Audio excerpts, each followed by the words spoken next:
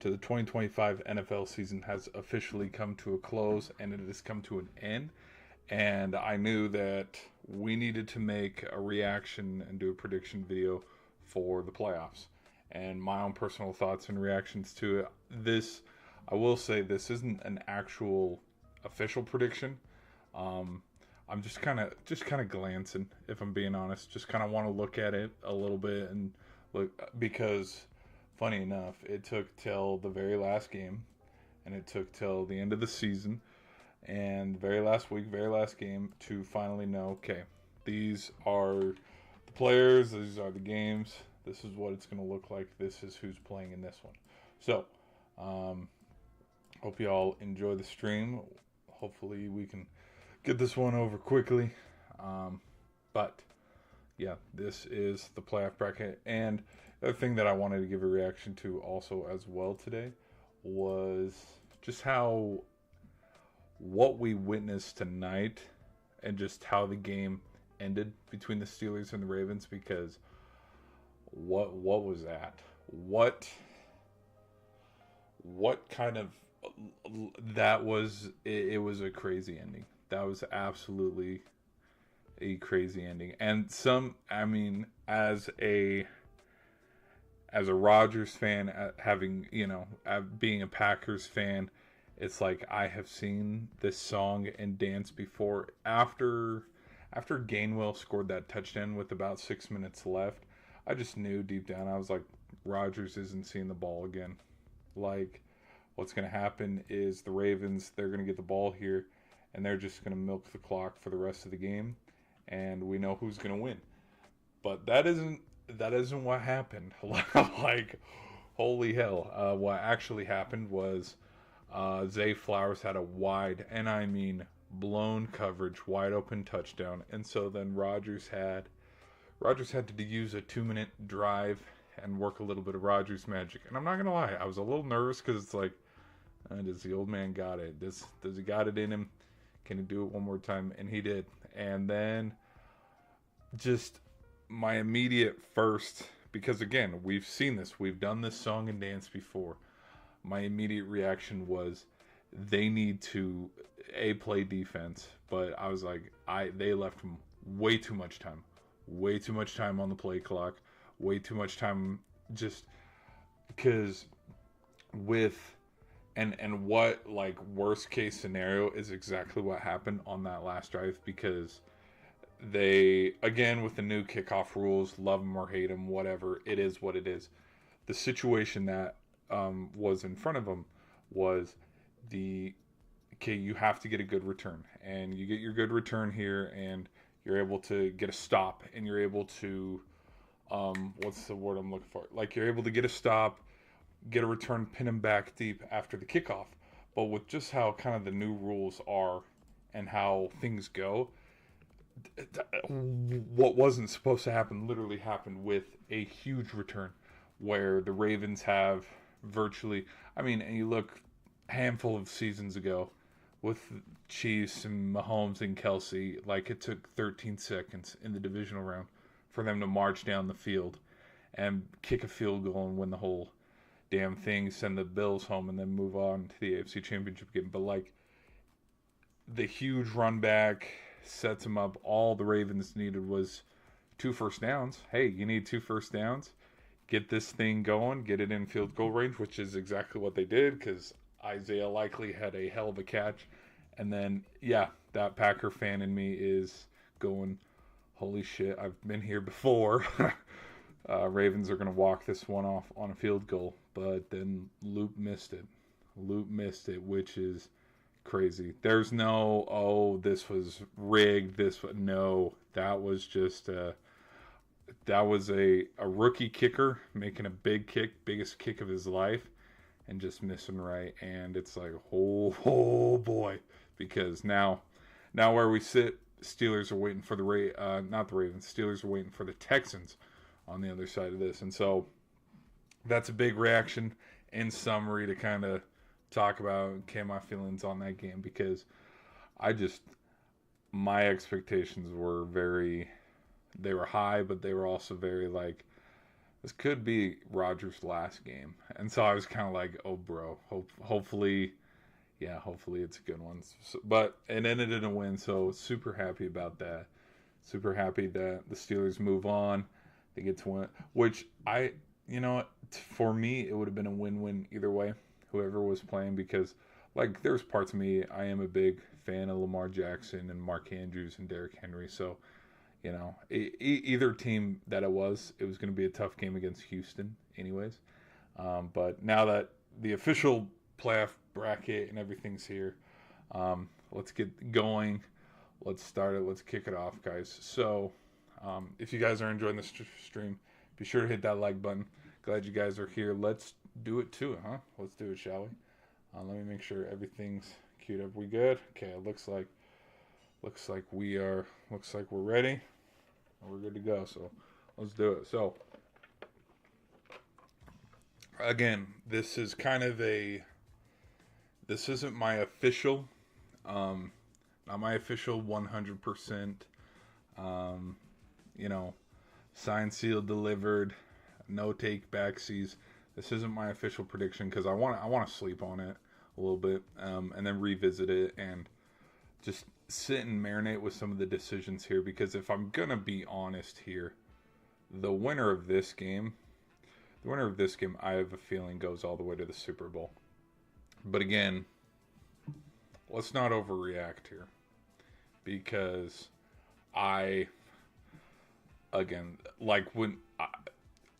it's like I just need some things to marinate a little bit before I just blitz through and go, okay, yeah, winner of this and then the winner of this. They're gonna meet up in Cali for Super Bowl 60. Okay, but for the first thing that I want to say, I think let's start with the first game here. One thing that I'm kind of like, okay, this is where football, like, I love the NFL, do not get me wrong, but the one thing that I don't like is yesterday when we saw it. Here, let me pull it up. Okay, you know what team should be right here? The Buccaneers. And the only reason why I'm saying this is because the Buccaneers won the other day. And I feel personally, when the NFL, whether it's the NBA, NHL, NFL, college football, or whatever, when it gets to something like this where we got to solve it with math equations, and, well, the Panthers had a better divisional, blah, blah, blah, then what's the point of playing the regular season?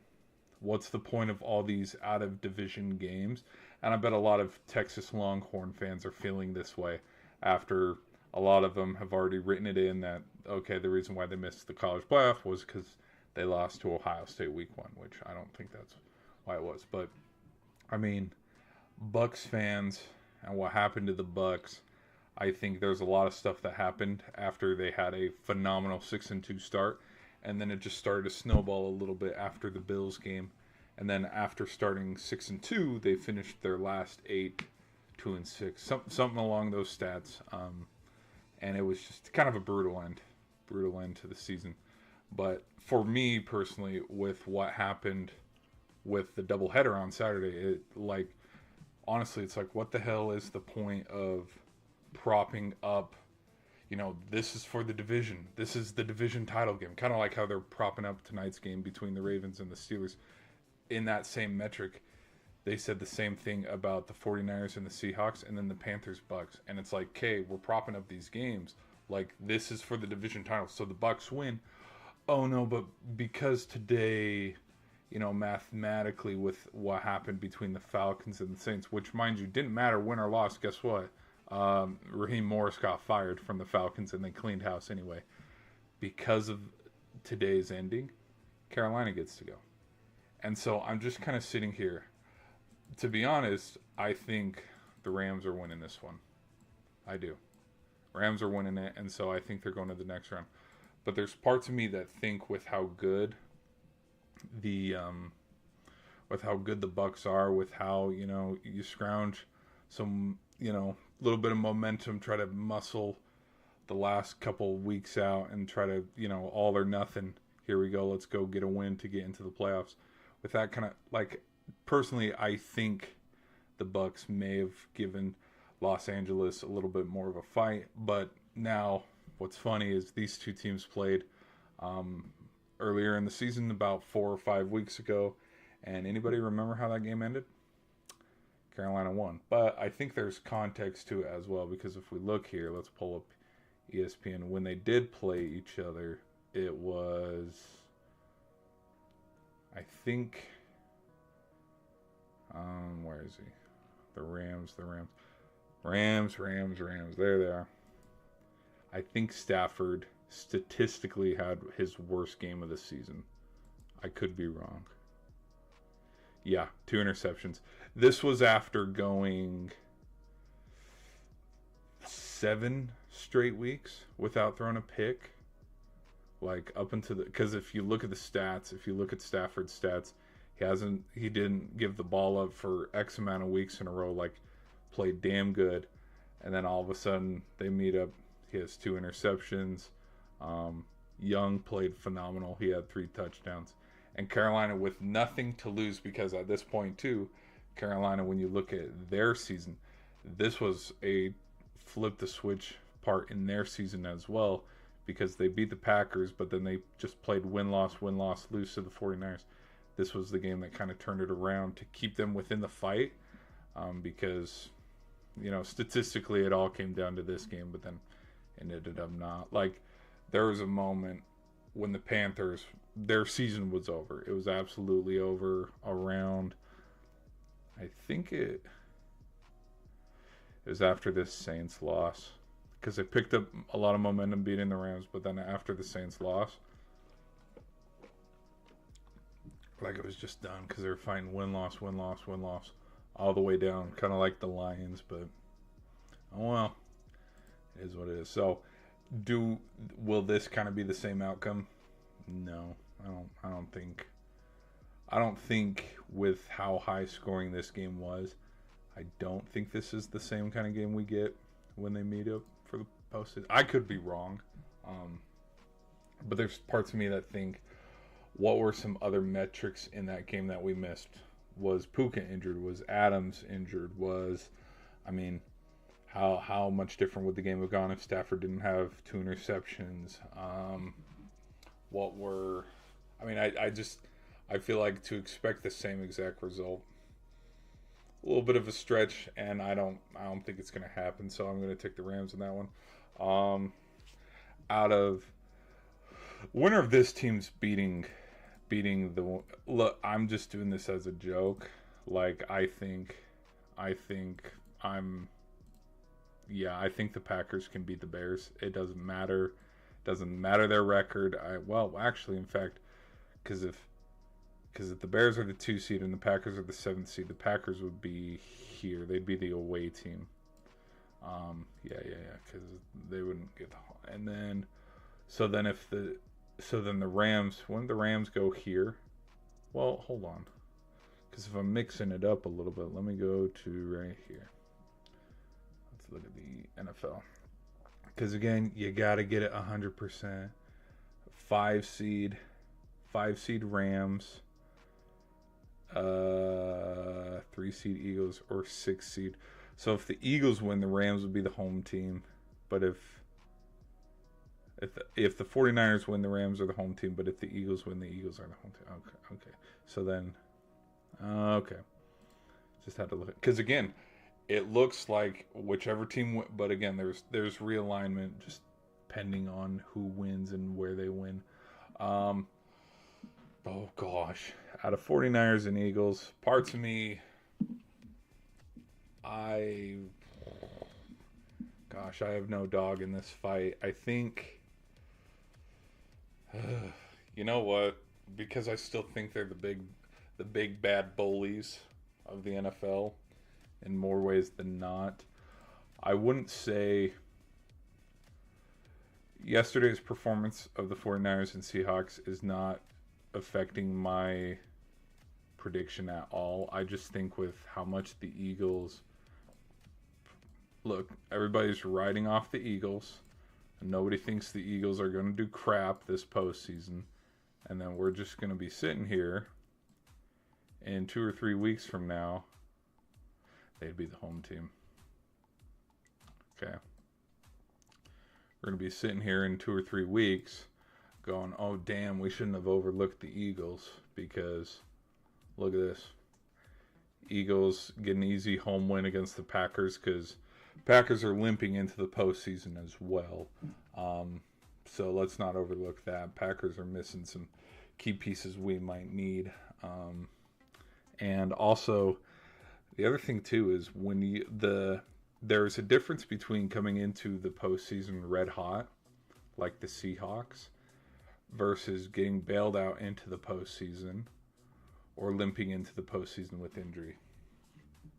This team and this team. Because, hey, I made a prediction the other day. You can go watch the stream.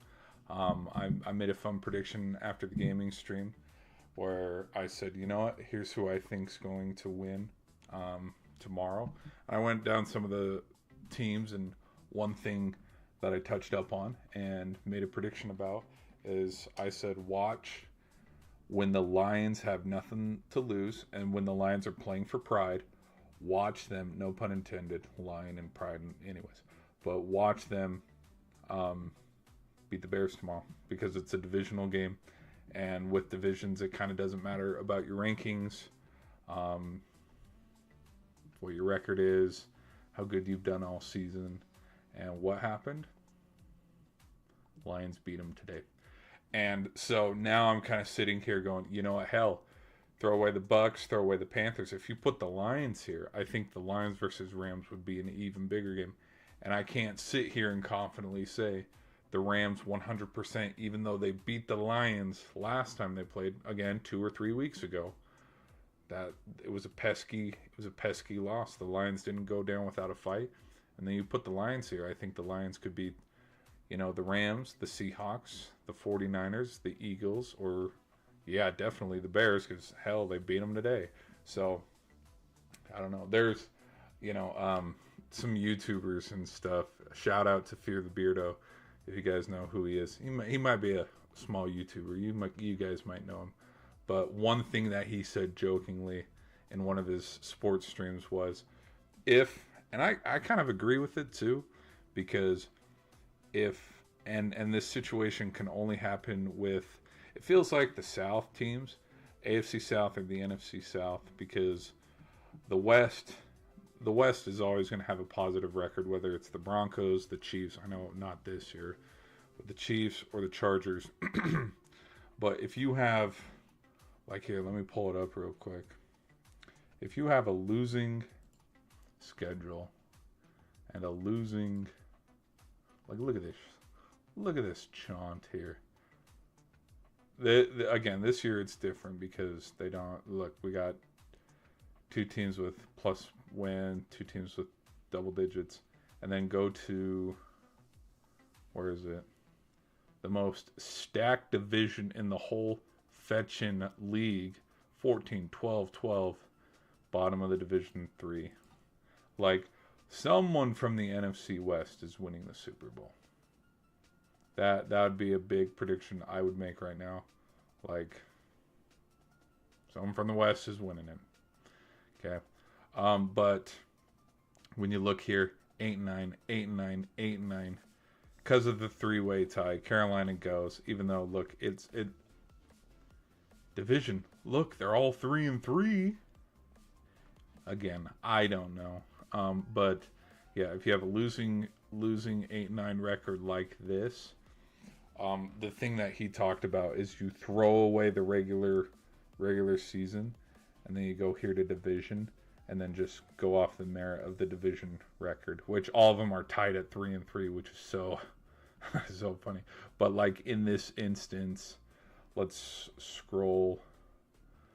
Like, for example, Denver and the Chargers, because I notice I'm not blocking it out. Denver and the Chargers are tied at 5-1.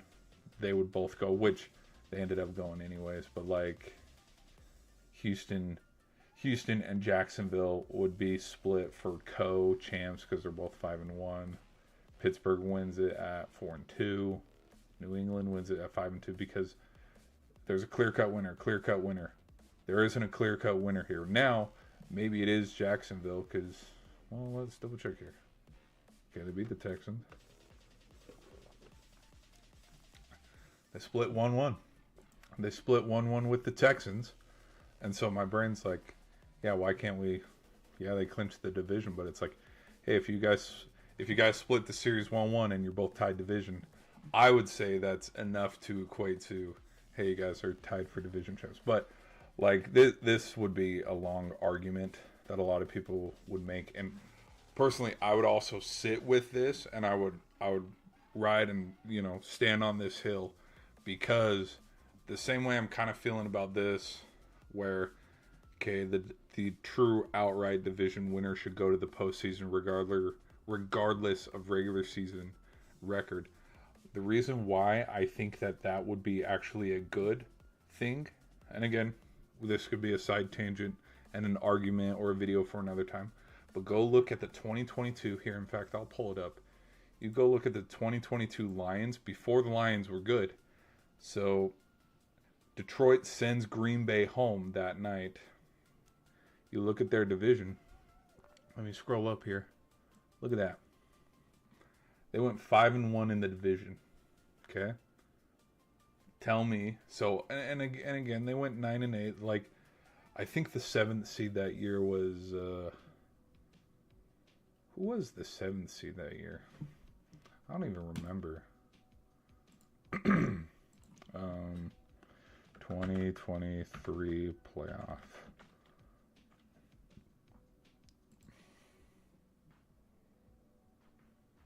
Let me look. Because I remember it was the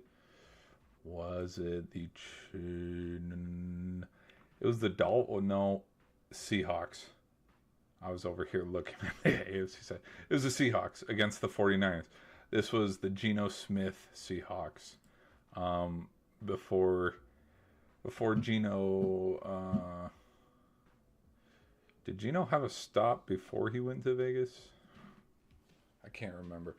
Anyways, but like, I think when you look at what could have been, like, because everybody knew, because in the regular season with how good the 49ers were that season, I mean, the 49ers beat the Seahawks ass that year. And I think the Detroit Lions could have given the 49ers a little bit more of a fight. They didn't. This was also Brock Purdy's first year. But like, if you want to go by that metric, I think that year the Lions should have gone, regardless of being 9-8. The fact that they went 5-1, they beat the Vikings. One of these losses is to the Vikings, which, if I'm not mistaken, and now it's not going to show me because it's 20. Actually, no. Let's go to 2022. Hold on. Let's go to schedule, because in 2021 they were awful. In 2022 they started to turn it around. They split 1-1. They split 1-1 with the Vikings. But look at this. Look at this. That was week 3. But then since then, after starting 1-6, they finished the season 9-8. Winning, look at that, 1, 2, 3, 4, 5, 6, 7, 8 of their last 10. Yep. I do remember thinking, hey, the Lions should have been in the. But again, it is what it is. Like, Purdy tears his elbow in the NFC Championship game against the Eagles. Eagles play the Chiefs. What else happened that postseason? I don't even.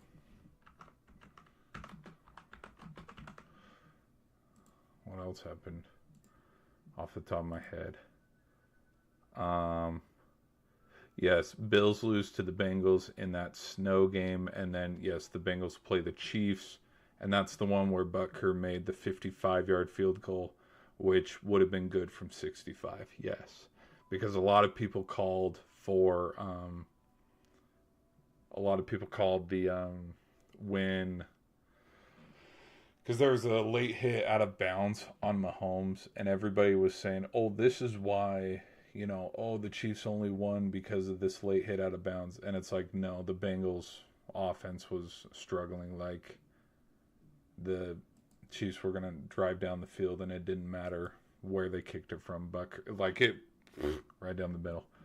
Chiefs were, yeah. So, Yeah, look at that, dude. Look at that. Look at that, dude. We used to be proper, man. Look at this. Look at this. Now it's no more. This was also the. Oh, hold on. Could there be a chance? Because this was the year that the Jaguars had their crazy comeback. Could there be a chance for the Jaguars to run into the Chiefs aren't in the postseason?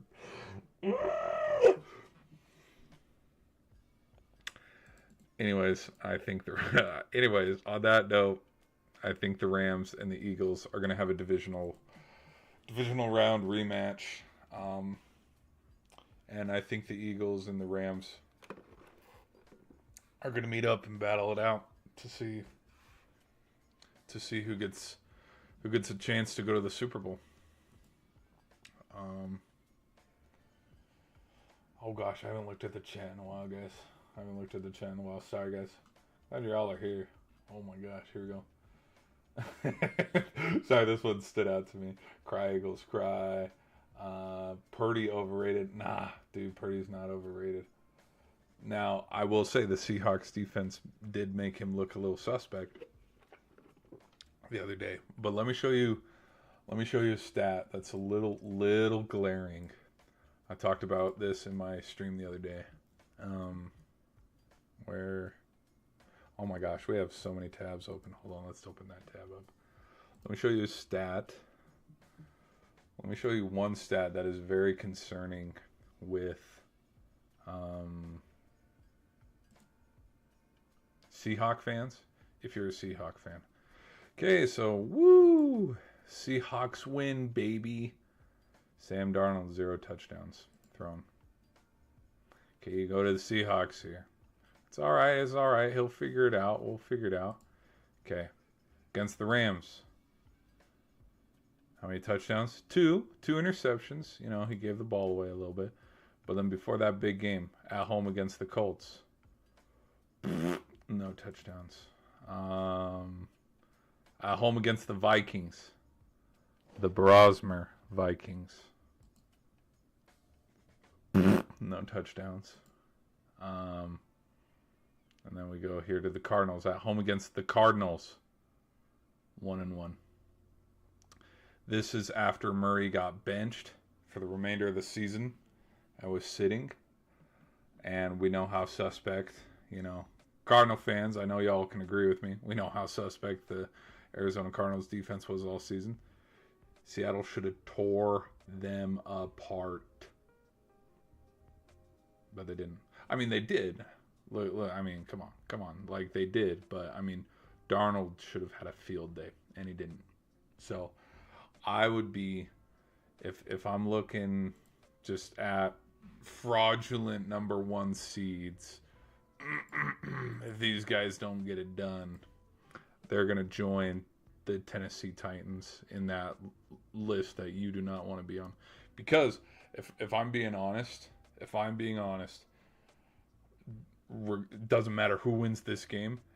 It should be Seattle in the NFC Championship. That should be the goal. That should be the because I mean, obviously, there's probably Seahawk fans that are like, "No, this is our year to win the Super Bowl." But it's like a bust would be if it's one and done in the divisional. At worst, y'all need to be hosting an NFC Championship game. Like if you guys host the NFC Championship game, Eagles come in there and shove a tush push down you, and then you guys lose on a fourth quarter tush push to end the game.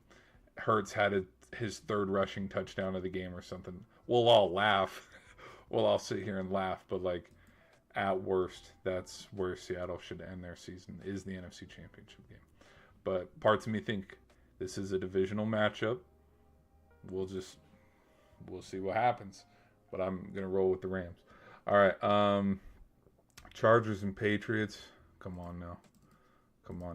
Well, hold on. Pause. Oh my gosh. I don't like this. I don't like this one bit, actually, because there's parts of me, because we were looking at the 23 bracket. This is Herbert's first time back in the postseason since he blew the lead to the Jets. Could we come full circle and have a full circle moment of Herbert blowing another huge playoff lead to the Patriots and Drake May?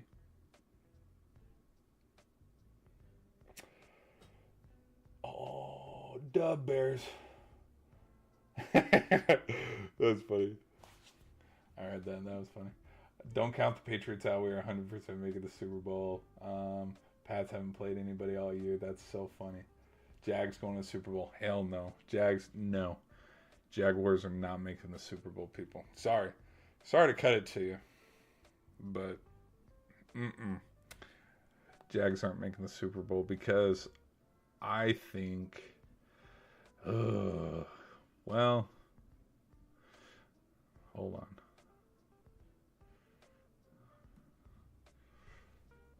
Oh my gosh. Dude, I don't know who's winning any of these games. Because parts of me think, okay, Steelers get one done for the boys and Rodgers keeps going. But then Mike Tomlin and the Steelers, after taking over for Coach Cowher, because this is what Steeler fans have hit home all these all these years of like, hey, fire him. He's only had one playoff win. Since the team, like, because Cowher won the Super Bowl and then the team got handed over and then he was the head coach, but he still had the same roster with his own made roster, his own coaching staff and all that.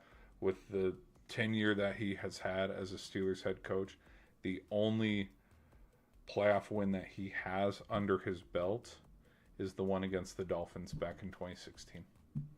Since then, they've lost to the Patriots in the divisional round to Tom Brady, Josh Allen, gosh, who knows how many times, Baker Mayfield and the Browns in 2020, and then Kenny Pickett in the 21 season, I believe, the Pittsburgh Steelers lost to Josh Allen and the Bills, I think.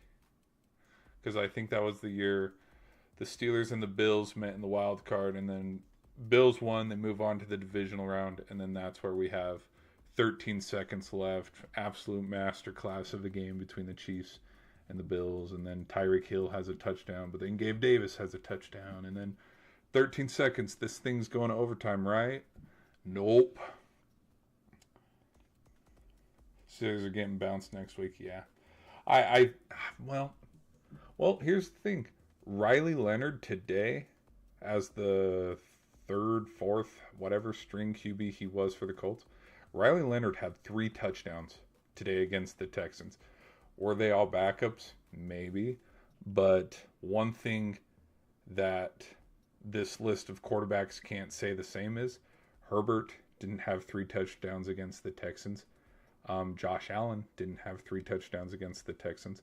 Like, the Texans defense has made Herbert, Mahomes, Burrow, they have made all these quarterbacks look suspect. The only QB, like household name QB, that has looked really good against the Texans was Baker, but that was also like week 3 or week 2 when Houston started 0-3.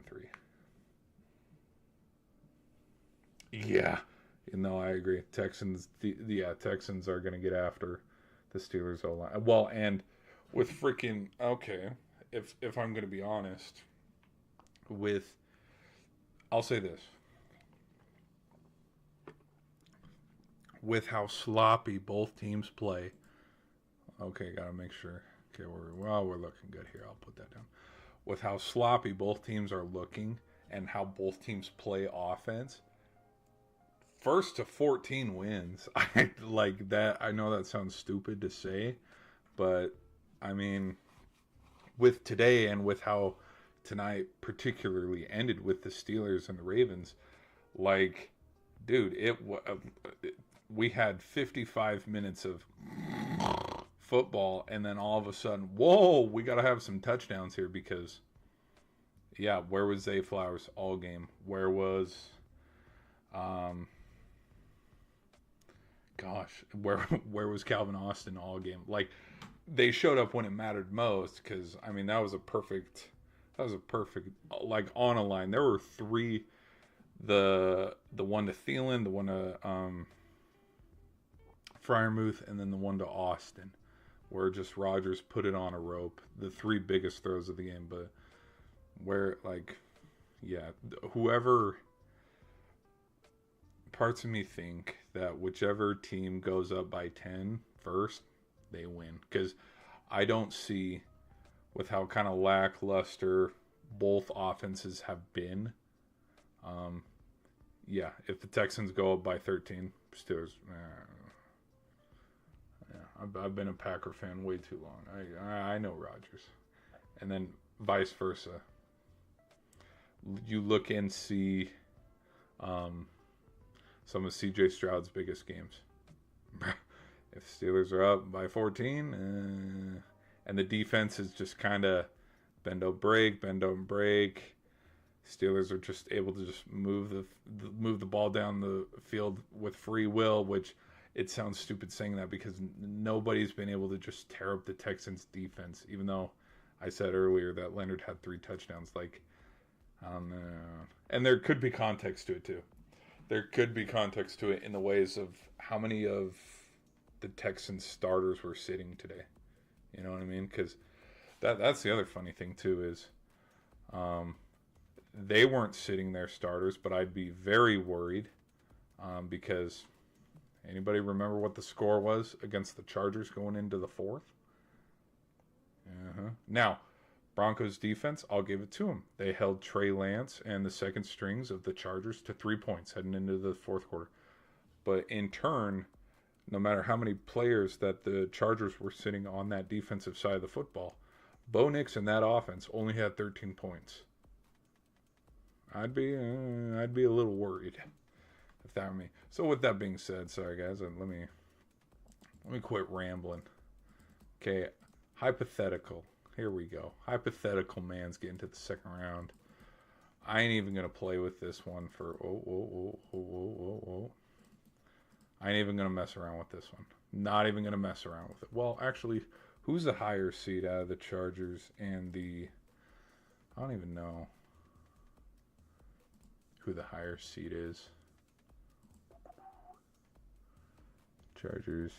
The Bills are 6. They're 6 and 7. No. I'm teasing. Yeah, I'm not even messing with this. I'm not even gonna flirt with it. Give me the Bills. Give me the Bills, because if I think about it too much, it's no. You know what? Hell, for old time's sakes, come on now. Come on, give me the Steelers. Come on, baby. You gotta believe. No. But if the Steelers can 13-point shimmy their way to the divisional round and keep C.J. Stroud at bay and keep them all just, and beat the Texans 13-7, 10-3, ugly game like a Miami versus Texas A&M game. If they can keep it low scoring and ugly like that, move on to the next round.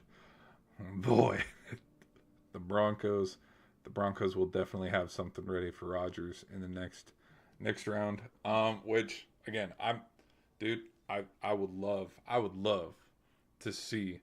Yeah, have you all seen Toy Story or anything like Woody messing with Buzz? He's like, I would love to see you try, Buzz.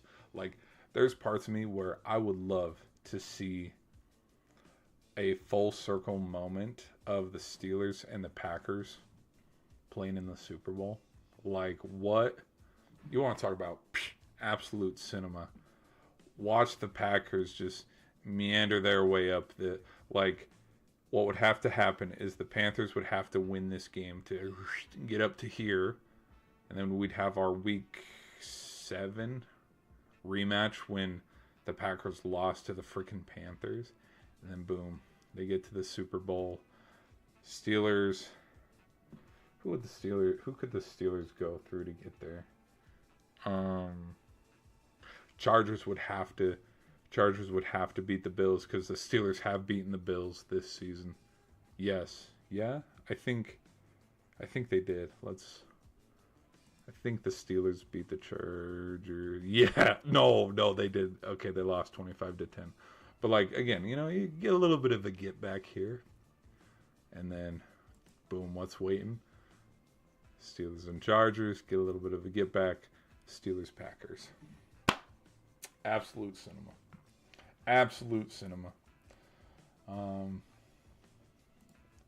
Guys, how we doing? How we doing On the show. Oh, we're doing good. Hope you guys. You think? Do I think Harbaugh is getting canned? Sorry, I haven't looked at the chat, guys. I gotta look at the chat more. No, no, don't for 1 second. Don't for 1 second think Harbaugh's getting canned. No, no, because I'd be surprised. Because who are they gonna go get? Who's gonna replace Harbaugh after all those years? Signetti, Dan Lanning. Like it's so it's so funny to see the coaches that are still in the playoff, whether it's Kiffin or Golden or Lanning or DeBoer or Signetti. Like what's so funny is like there's little conversations about, oh, Coach Signetti's going to go coach in the NFL next year. You shitting me? After what he's done with Indiana and turning the program around where they're one win away from the national championship, you think he's just going to be like, okay, I'm good. See you guys later. I win. Google me. No. Now, if he wants to coach in the NFL, it'd be a Harbaugh thing to do. Go out on top. But, I mean, and I will say this. If Signetti does go to the NFL and he's coaching, on an NFL sideline by the fall, in this case it would be in Baltimore because Harbaugh gets canned. How funny. You would have to we'd have to have weird conversations about, is Coach Signetti the best head? Well, again, hypothetical because it's a stupid argument, but like think about it. Would he be the greatest head coach of all time, considering that he went from JMU? He was good enough at JMU. He got a chance to coach D1, and then he flipped a program in 2 years. It took Harbaugh 7 years to win a national championship at Michigan, and people to this day still don't give him credit for it and say they cheated. But to go from JMU to a perennial loser, because Indiana wasn't doing much. They were kind of like the 23 Sun Devils, at ASU, where they won, 3 games? Like, they were not good during the Michael Penix time before he transferred to Washington. They were not good. But for him to flip that program in 2 years, only have 2 losses, the Ohio State loss, the Notre Dame loss, go undefeated, win the Big Ten, win the Rose Bowl, and then end up winning the national championship in 2 years, and then pieces out to go to the NFL, you'd have to put him somewhere on a list of all-time coaches, because that's pretty damn impressive, if you ask me. And it's kind of funny, too, because it'd be the kind of hilarity that you throw up on a list also of, like, Lane Kiffin playoff wins at Ole Miss, 0. Golden's playoff wins at Ole Miss, 2. Games coached also, 2. So, ain't that funny. All right. Go Raiders. No. Raiders. Hey, do you see the Raiders anywhere in here? I don't. No. Raiders are getting Mendoza in the draft, though. Here, let's scroll up a little bit. Home field advantage. You know what? This might sound stupid. Where's home field advantage? Sorry. Scrolling around here. Well, wherever it said home field, there it is, home field advantage. I don't think home field advantage is going to benefit anybody. Well, because we have seen, and hear me out, the Broncos beat Philly in Philly.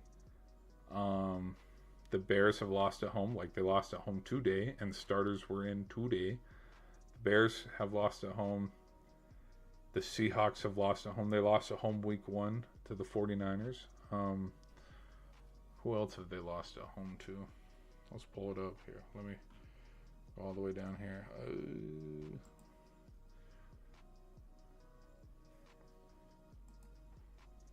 We'll take the long way.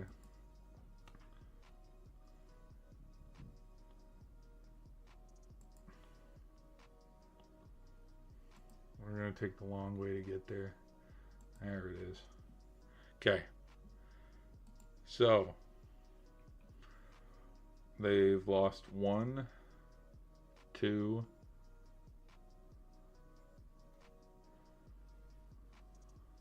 Okay, 2 games at home. 2 games at home. Now this one did come down to the end. This was a damn good game, which is so again with how good the Buccaneers were during the regular season. It is so crazy to see that after this loss, the Bucs at one point, the Bucs were 6-2 at one point. Yes, they were 6-2, and then they blinked and they were 7-6. Like, dog, I don't even know. I do not even know. Okay, let's continue, guys.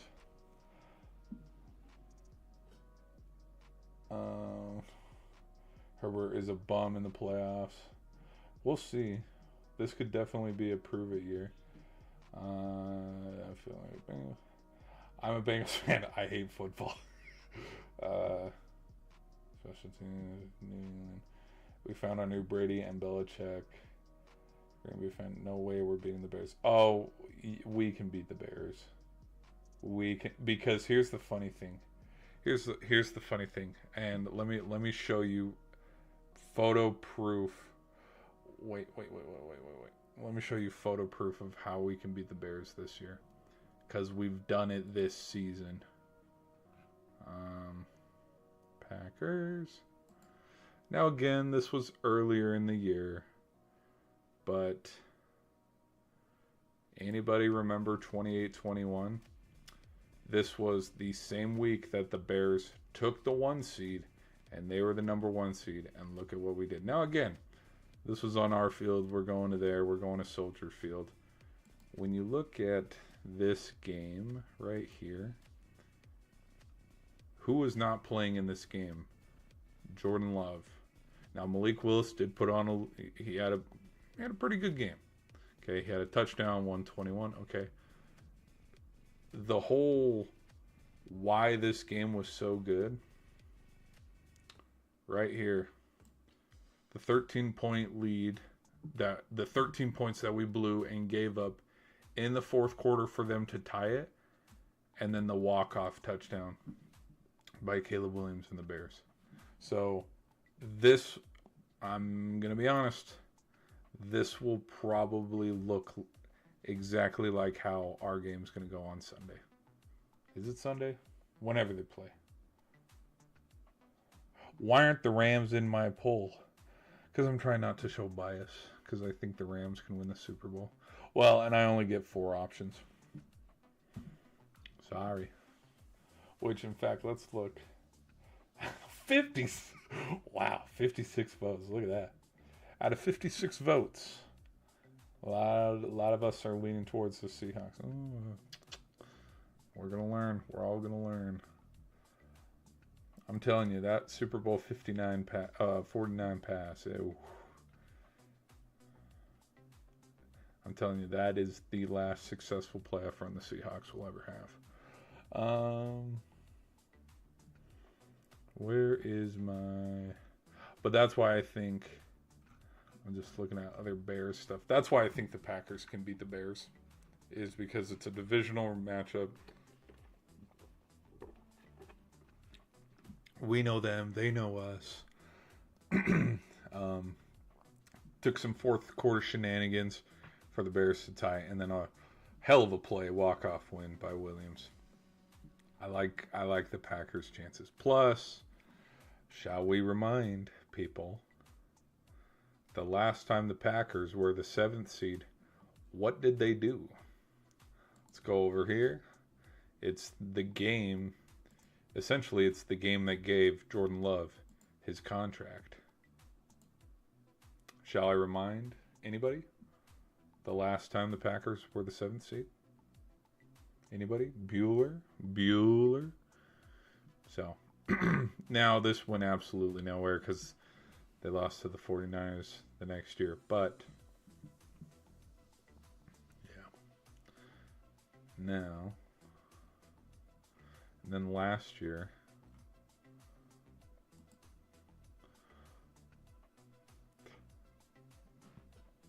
I will say this though about Bears fans.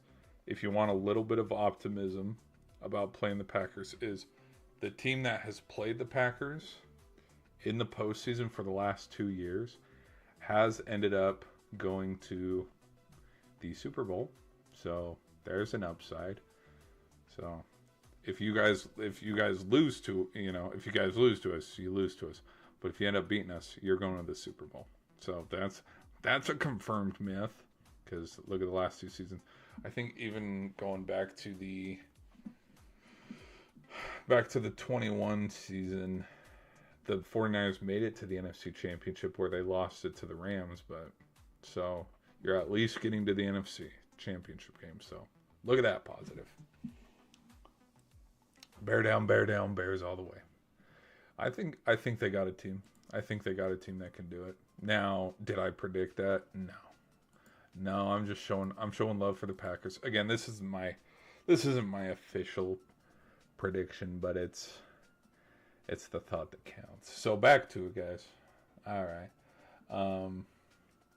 I predict now, out of this, again, I don't want to think about it too much. I don't. I do not.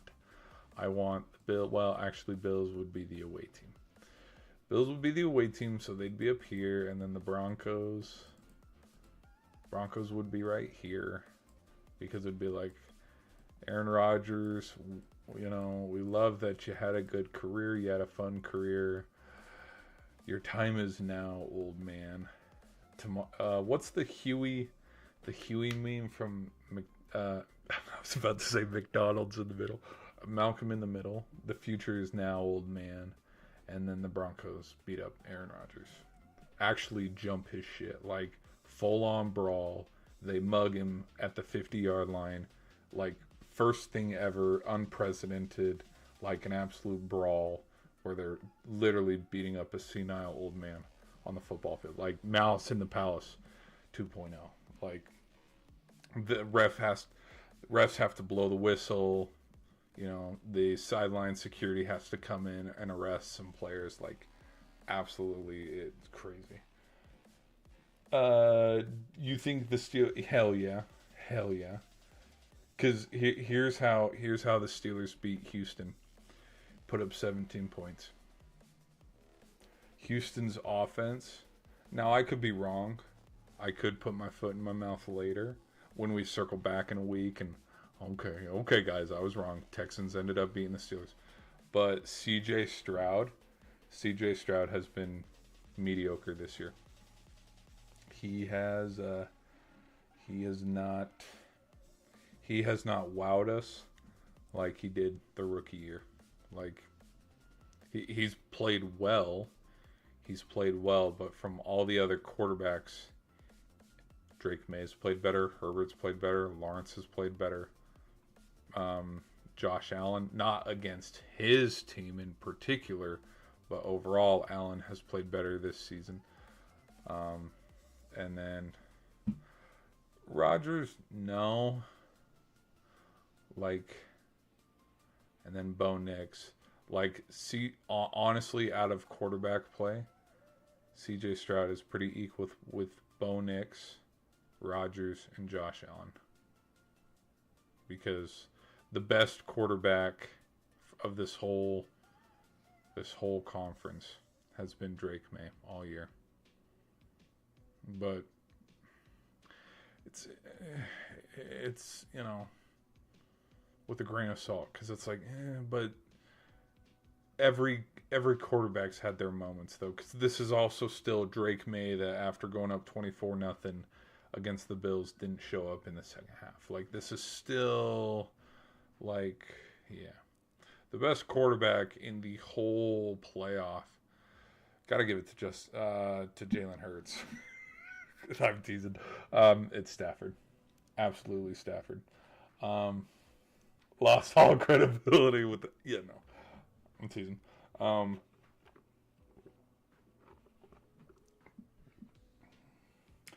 As long as the 49ers took out the Bears, I'm good. Now, if... I'll say this. Yeah, winner of this game... The winner of this game is playing the Rams. That is how, like, I'm confident enough. I think the Rams beat the Seahawks. Like, I think there will come a time where a lot of these defenses have shown cracks and then they've gotten better. I think the Seahawks, they haven't cracked yet. And so it's like maybe they just played too well, because the Broncos have had their cracks. I'm like, because after winning 11 in a row, they lost. But you see what I mean? Like, the Patriots defense was playing absolutely phenomenal, but then they peaked. They blew that huge lead against the Bills. Defense showed their weakness, came back in it, and so I'm kind of saying the same thing. Mental gymnastics along the same lines with the Seattle defense, where um, it's not the Legion of Boom. It's not the Legion of Boom. It is a good defense. And arguably, I would say if the Broncos defense isn't the best defense up here compared with the Texans, it's Seattle's. See, out of all 14 teams that are here, Seattle's defense is top three. Number one is the Texans. And then it becomes, arguably, I'd say the Eagles. Eagles and Texans. Eagles and Texans could be tied for one. Tied for two or three could be Seahawks and Broncos. Because the other thing, and everybody's already forgotten it because it's been a week, 2 weeks. We remember what the Eagles did to the Bills. I mean, they're the reason why I made this thumbnail handful of streams ago. Like, freaking Eagles had Josh Allen working all freaking day. Now there was a chance there at the end, and he couldn't capitalize, which it is what it is. But everybody, with as good as everybody is here, one thing that's not being talked about, Eagles defense is legit. And they will bully. They're going to bully Brock Purdy all freaking day. And I don't think with how many pieces they traded away in the offseason on the defensive side, I don't think Warner's been given the green light to come back. Bosa out, and again, they've already hit that hammer home the whole season. Like, oh, the 49ers are injured. Oh, the 49ers are injured. Yet they still find ways to win. If this is how the game turns out, it is how it turns out. But this cannot be a Juwan Jennings 2-touchdown game. This can't be a Brock Purdy 5-touchdown game where Christian McCaffrey has 2 through the air and 1 on the ground. Like, the Eagles will find ways to exploit McCaffrey, and McCaffrey will be out of the game. They'll find way, because the other productive thing from the 49ers offense is, if it's not McCaffrey, it's Kittle. But you shut down. Run game has been very suspect for the 49ers all year.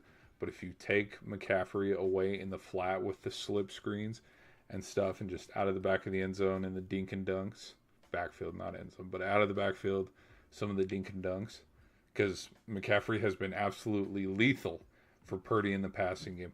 You take him away and get Kittle rattled, there goes Purdy's number one and number two. Game's over. Then the Eagles defense bullies Purdy for the final rest of the game. Like, that if you want to beat the 49ers, that's how they get it done. Now we'll see. We'll see. Who knows? I mean, because this could have the makings also of a generational hater silencer kind of game. Because this isn't any hate against Brock Purdy. Because truthfully, like, I do think Brock Purdy's gonna get his in this game. I do think Purdy's gonna probably have 1 or 2 through the air. And what this game will actually come down to is what has struggled for the 49ers all year will also be what has struggled for the Eagles all year. And this game will come down to who can run the ball better. Because Eagles running offense hasn't been good this year. Barkley hasn't had as big of a year as he did last year. And so, you know, if Barkley can't get the ball going and running, and that Eagles line can't move people around, and then it has to turn into a passing game where Hurts has to try to throw it to Brown over the middle 7 times or hit Smitty on the outside. Like, Eagles fans, tell me, do you want to see Hurts throw the ball 30 times in this game to try to beat the 49ers? Hell no. Because that's what that's what Eagle fans, that's what NFL fans have been clowning on the Eagles all season, is that Jalen Hurts sucks throwing the ball. Yet the second we say, oh, he sucks throwing the ball, boom, 40-yarder right down the middle to A.J. Brown to blow the thing open. Like, that has been one of the funniest things to watch these all year, just all year, is we say the Rams are shit and then they turn it on. We say the Eagles are dog shit and then they absolutely just bully whoever they play that year. And then we have a rematch. Yeah, this would be my NFC rematch. Rematch of the divisional last year, like I said, but also week, what was it, week 2?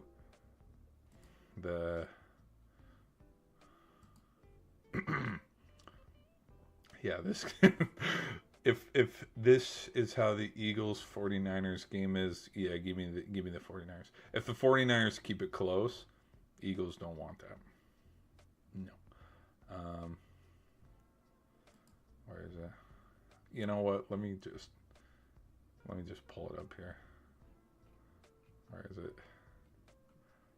It was week 3. There we go. Pittsburgh versus. That'd be so funny.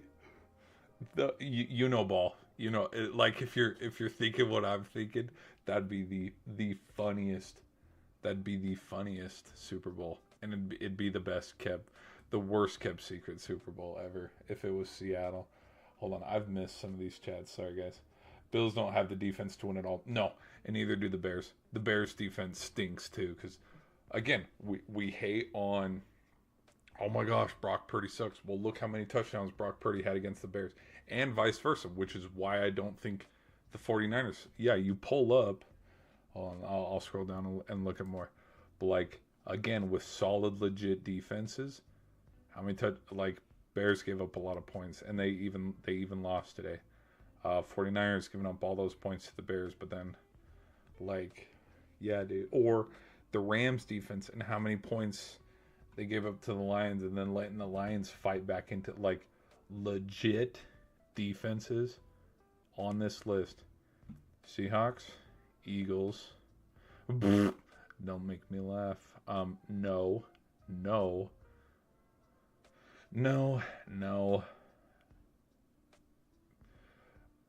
For the first 55 minutes of the game, yes, and yes. Because what the Steelers defense did tonight was bad.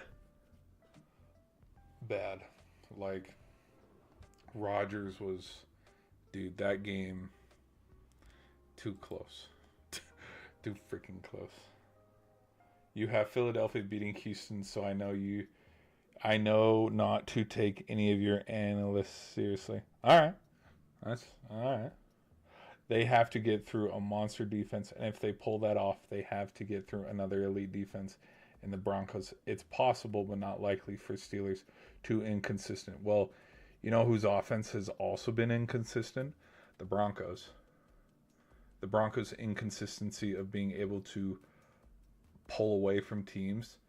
The Broncos did exactly what the Chiefs did last year. And yeah, I'm nitpicking with stats that I've seen, but one score game, the Broncos have the same exact record as the Chiefs did last year. And if there is a legit team, just like how the Eagles were for the Chiefs, the Broncos are going to get exposed. I'm not saying that the Steelers are a legit team or that team to expose the Broncos, but today, no matter how many starters were sitting for the Chargers on their defense, Bo Nix and that Denver offense only had 13 points, and it was 13-3 going into the fourth. Broncos played down to their defense and played down to the Chargers, who were sitting Herbert for Lance. They played down to the Chargers at home and let the Chargers just hang around. The Broncos haven't been able to pull away and blow out any team this whole year. And I think personally, I mean, I kind of came up with this analysis as well with Ohio State, with Indiana, with Oregon.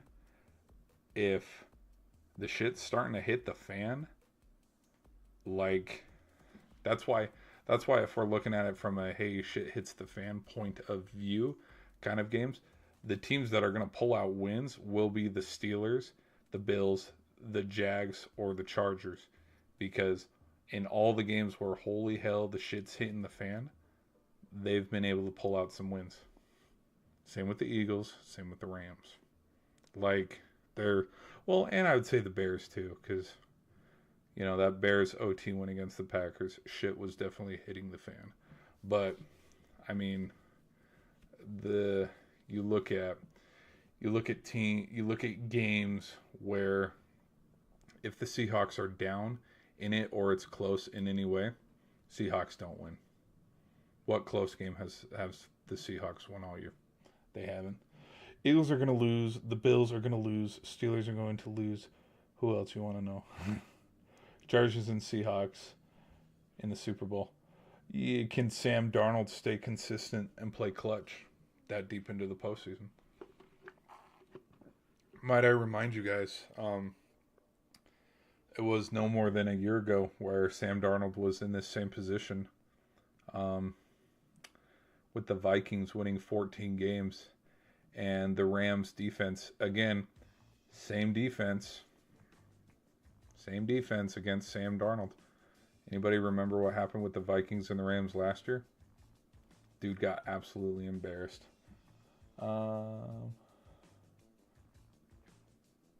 Realistically, do you think the Ravens will fire Harbaugh? No. Just news. It's just news. Just fart in the wind.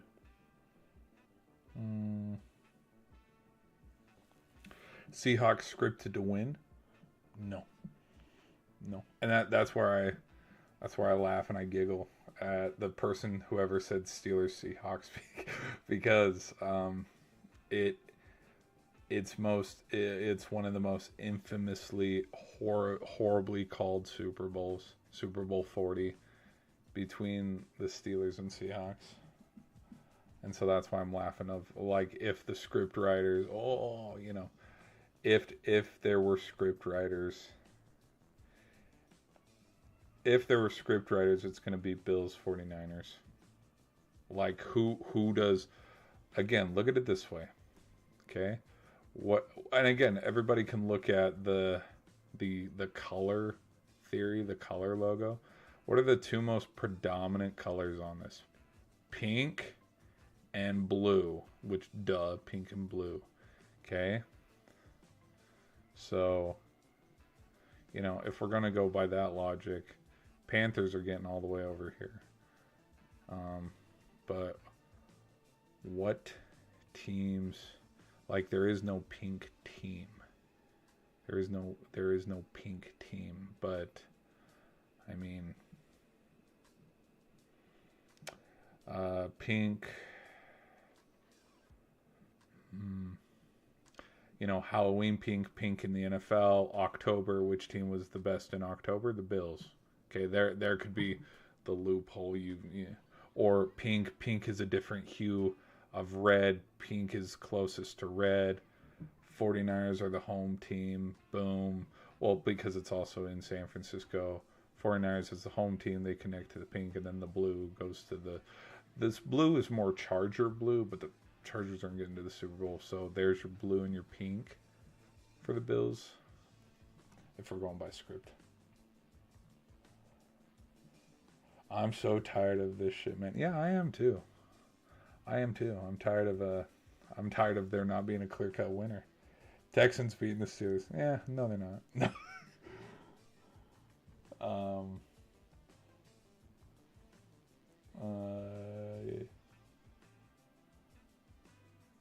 Eagles are gonna lose. The Bills are gonna lose.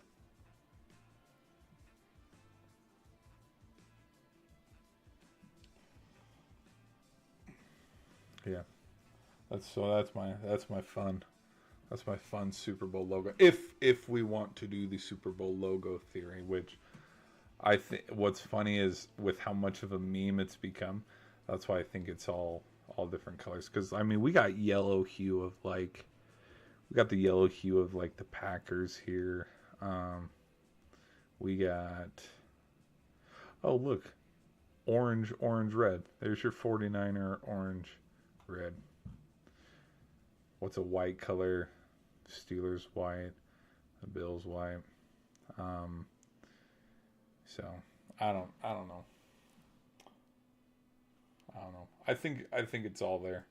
I think it's all up for grabs. And I think, if I'm going to be honest too, I think this is probably the first year in a long time where I think anybody could win it. Because I mean, we jokingly say that for everybody, but like, there's parts of me that think,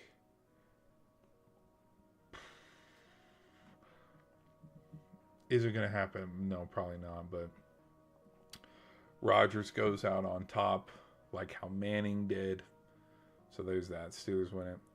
Broncos, I could see them winning. The Bills, absolutely. The Patriots, yeah, I could see the Patriots winning it. But it would have to be, it'd have to be convincing fashion. It couldn't be a close game. Drake May would have to play very good. Rams, I can see winning. 49ers, Eagles, and Bears, actually. Funny enough, I can see the Bears winning. Well, and also, if you want to go down this rabbit hole, we elect a new pope. Pope's a Bears fan. Hey, so only time will tell before we see the Cubbies and the White Sox and all the other Chicago teams playing well. Look at the Chicago Blackhawks. Blackhawks aren't doing too bad in the NHL world.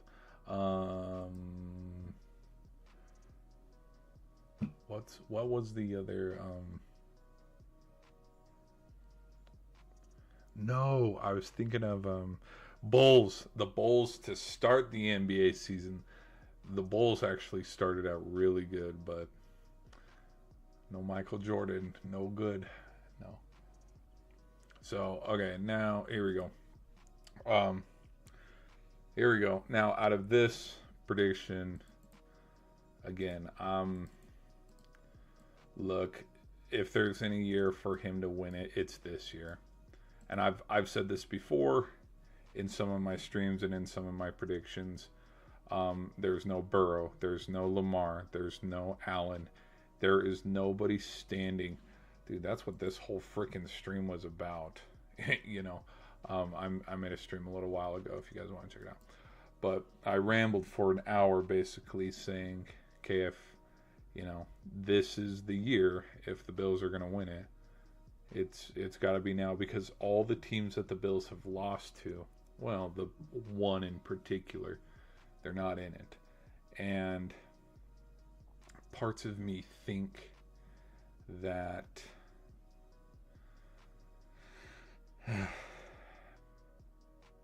I don't know. Parts of me think that there's no guarantee that the Bengals are going to miss the playoffs next year as well. Same with everybody that I just listed. And so when you have this, here we go, AFC's up for grabs. Now more than ever is the time for Allen to take advantage and win the Super Bowl. So, well, and the other thing too is everybody, and with the pressure of everybody predicting it, that's what makes me go, okay, this isn't going to happen. And then we'll have, okay, they lose it, the Broncos end up moving on, and then we have this situation where what if this is the Super Bowl matchup that we have, and then the Eagles end up going back to back. And then in funny poetic form, because we've made jokes about it, because the Eagles are three-peat stoppers, they're dynasty stoppers, they're dynasty killers, like in poetic form of the Eagles going back to back and winning the Super Bowl back to back. Who stops the Eagles dynasty and who stops the Eagles three-peat from happening? The Eagles. How does that happen? They shoot themselves in the foot and they miss the playoffs next year. So that'd be funny. That'd be absolutely hilarious. I don't. Oh my gosh, I don't like this prediction, dude. I do not like this prediction at all. Okay, I'm gonna hold out a little bit. I'm gonna hold out though because there's parts of me where you got to, unless we see it in the postseason. I have not seen enough like how last year was. I I haven't seen enough from, well, and every single time these two teams get together, it's a great game. It's classic. I haven't seen enough from the Eagles. Like with the passing game, whatever. You can meme on it all you want. But like from Saquon, which I don't want to doubt Saquon. I don't want to doubt the Eagles. But there's parts of me that think with how many times the Rams have come up short because of the Eagles, this is where they get their get back. And then it ends up being the right. Because at one point, and I know they've lost a couple games to end the season, boom, and you know. And the 49ers at one point too also had a shot to get there. There's parts of me that think like they just figured out they have a good defense. They have a decent enough defense, but Nakua, Adams, Stafford, Corum, Williams, they just figured out. Like the Rams, I think the Rams are getting slept on right now. I think a lot of people are overlooking them. Um, could they have? This would be a damn good game. I don't know who would win, but then again, I'll stick with my original pick of Bills Rams. And the funny thing too is we've predicted Bills Rams before in the Super Bowl. This was my Super Bowl pick last year. I was very wrong. Um, I had in fact, let me look. Let's look. Let me look here. I think I want to. Whoa! Sorry guys, I haven't been looking over here at the chat over here. Sorry guys.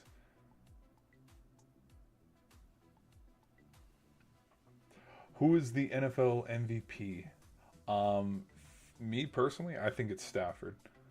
I know Stafford lost to the Falcons. What was it, last week or the week before? But I still think Stafford's decent. Sorry, I missed this chat, guys. Here, let me. Whoops. What am I trying to queue up something here real quick? Sorry. One second. Let me get this queued up here. Hold on. Where is? I'm trying to see if I can find my prediction for the playoffs last year to show. 2020, nope. 2020,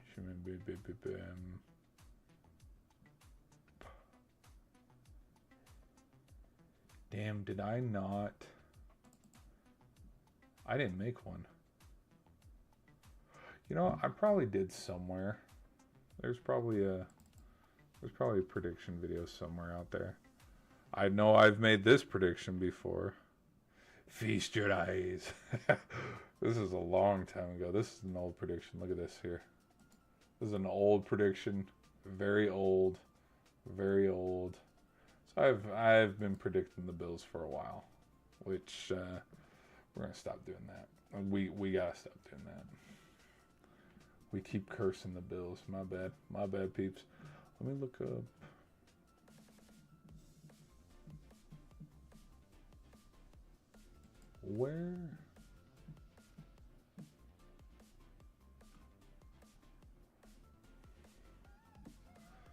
Where's my freaking dude? Are we dead ass right now? I did not make. Let me look.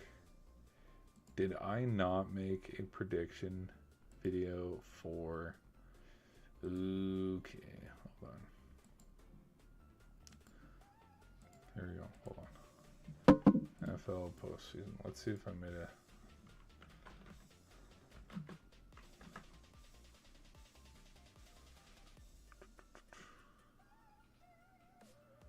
Prediction video. Nope, I don't think I did.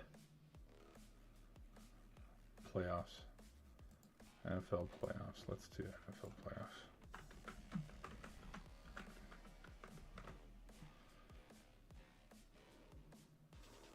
Nope.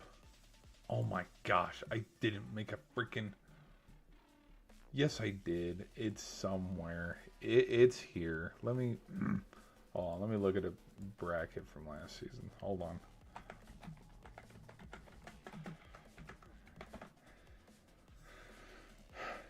Maybe I didn't.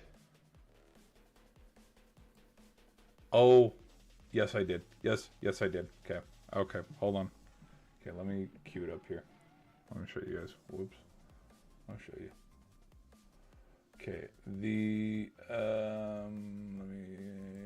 here we go. So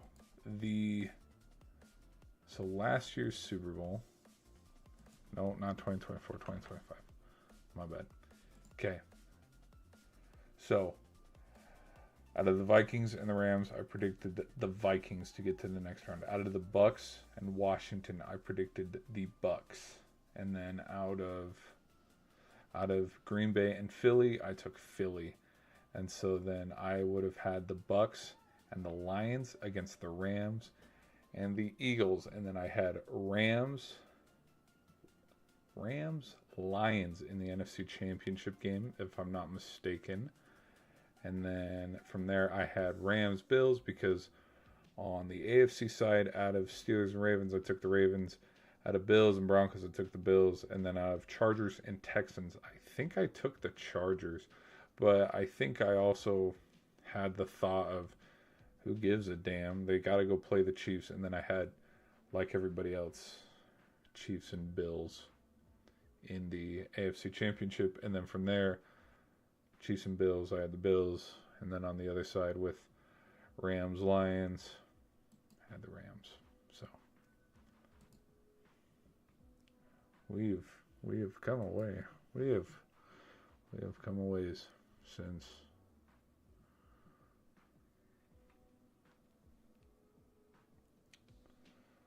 All right, here we go.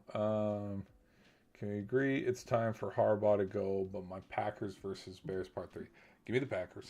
Give me the Packers. Sorry guys, I haven't looked at the chat in a while. Who's the NFL MVP? Stafford. Bang Bang Niner Gang. I love the underdog. Trent Williams will play and Ricky will play. CMC going to go off. Hopefully, yeah. If McCaffrey has a bad game, I think hand in hand, McCaffrey and Kittle both have to have a good game. Because if they both have a good game, then Purdy's going to have a good game. But Purdy can't be the only one carrying the game against the Eagles. And so that's why I'm a little worried that if the Eagles defense can bully McCaffrey and get him off his game, too much weight for Kittle. And I don't know. Kittle, look, I love Kittle. Kittle's a phenomenal tight end. Kittle, in my opinion, this is not factual, but like Kittle, the reason why we can't put Kittle in the same conversation as we do Kelsey and Gronk is how many games has Kittle just single-handedly taken over a game and won it.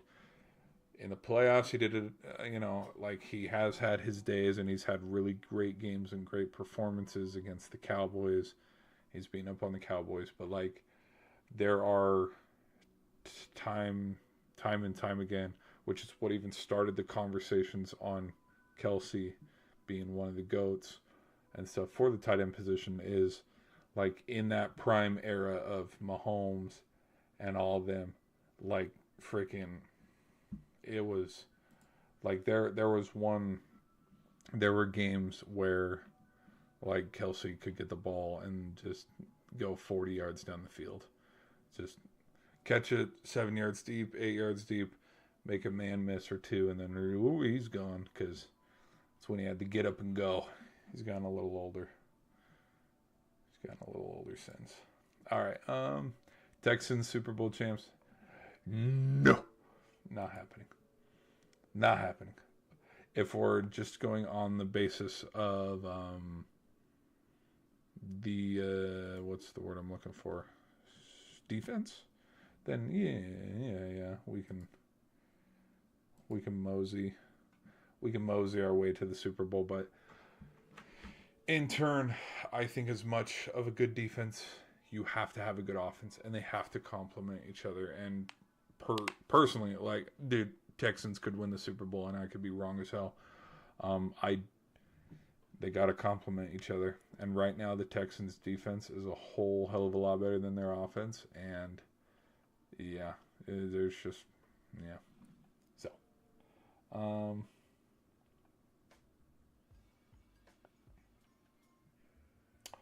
what about the Patriots? Patriots aren't beating the Chargers. Too much pressure. Too much pressure. A little bit of reverse psychology.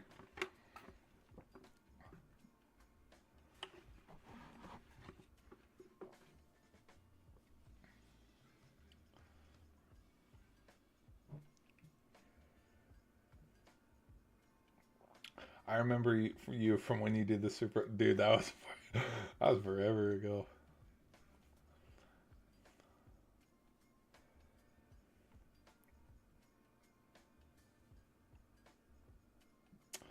Packers win it all. Just kidding. I would cry if that happened because it'd be the first since I was like 10 months old.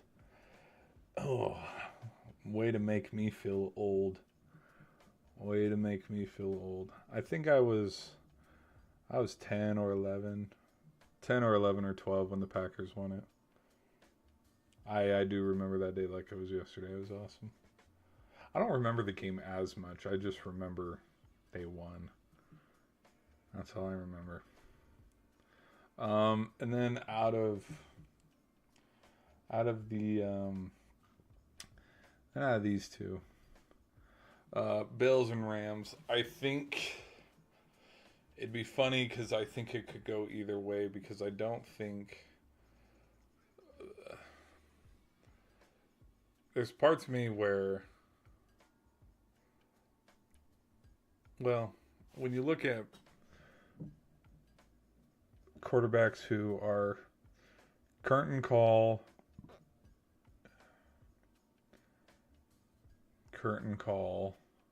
like there's parts of me that think if the Rams win the Super Bowl, Stafford's probably gonna retire. Because who were I don't remember who. Yes, I'm remembering it now. Burrow. There were talks during the middle of the season or like towards the end. It was around. It was after Burrow said, "I hate football." Um, but people were talking about him leaving Cincinnati, and some of the places that he could go is Los Angeles, Arizona, Minnesota. And it's like, bro, if you don't like playing football in Cincy, where you at least have good teammates with you, you got your boys with you from college. Just wait till you get to Arizona and realize, oh my gosh. Same with Minnesota, but Minnesota. You know what? I give JJ McCarthy some time. I think Minnesota will be exactly where the Bears are if you give McCarthy some time because the thing too is, and nobody's talking about this because everybody wants to like, oh whatever, but like Caleb Williams in college dominated. Like I got to see a game live, and every single play, it felt like every single time he dropped back, dude, he could throw this 40 yards and we could have a wide open touchdown here. Or he could scramble and make some guys miss and just blow the lid off this place because he was really good.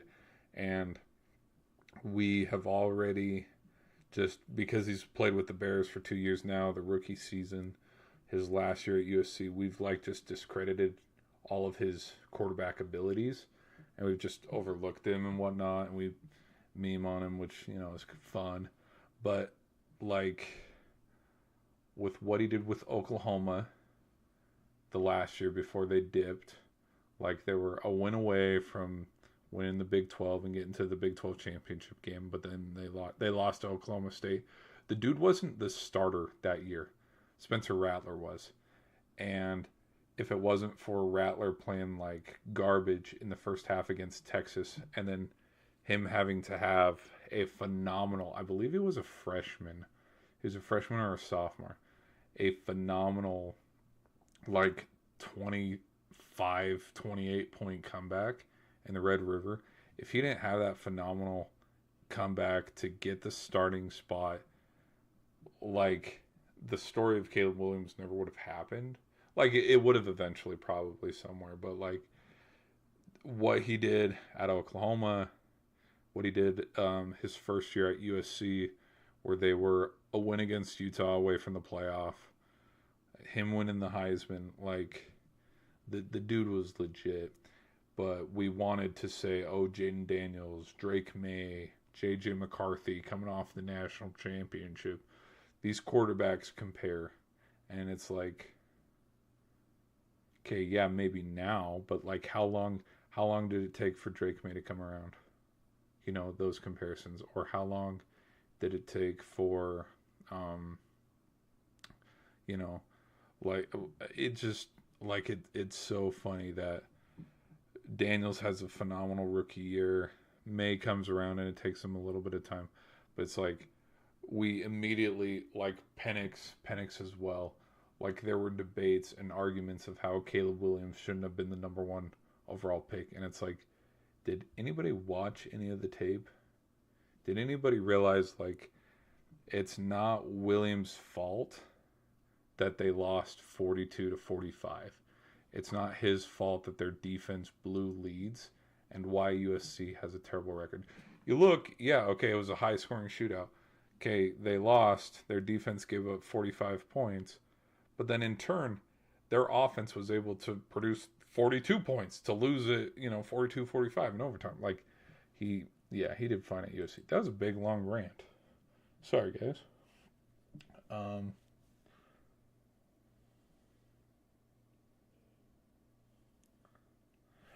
I could see breaking news with Harbaugh getting fired. Yeah, I could too. I mean, I wouldn't be surprised. I bet Falcons fans are.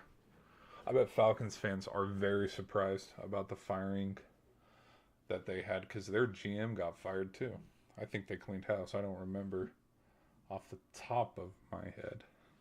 But my thing with when they look at when you look at stories like this where, you know, because who else was on the hot seat? Like, look at what the Raiders did this season. Nobody's talking about Pete Carroll getting fired. Like, the Raiders had out of all these, Stefanski, Morris, Andy Reid, Harbaugh, Tomlin. It's like, out of all the teams, the team that had the worst season, that coach isn't on the hottest seats when we're talking about the hot seat. It's like, what? So I think I'm taking it with a grain of salt. I think Harbaugh has been too successful. Now, not tonight because tough night. Which this reminds me, I gotta write it down or something because I have a meme. And I have a joke that I want to say about the Ravens losing tonight. Well, we'll get to it. Let me write that down so I don't forget it.